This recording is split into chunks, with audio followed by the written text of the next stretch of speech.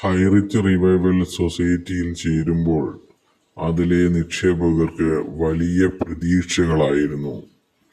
ഇവർ സർക്കാരിൻ്റെ കയ്യിൽ നിന്ന് നിക്ഷേപിച്ച പണം തിരികെ വാങ്ങിക്കൊടുക്കും എന്നുള്ള പ്രതീക്ഷയിലാണ് എല്ലാവരും തന്നെ ഈ സൊസൈറ്റിയിൽ മെമ്പർഷിപ്പ് എടുത്തിരുന്നത്.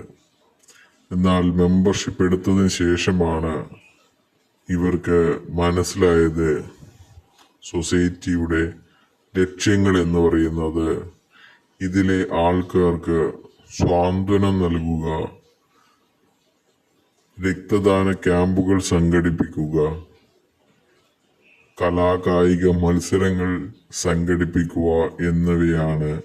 അല്ലാതെ പണം നഷ്ടപ്പെട്ടവർക്ക് പണം വാങ്ങിക്കൊടുക്കുകയല്ല ഇവരുടെ ലക്ഷ്യമെന്ന്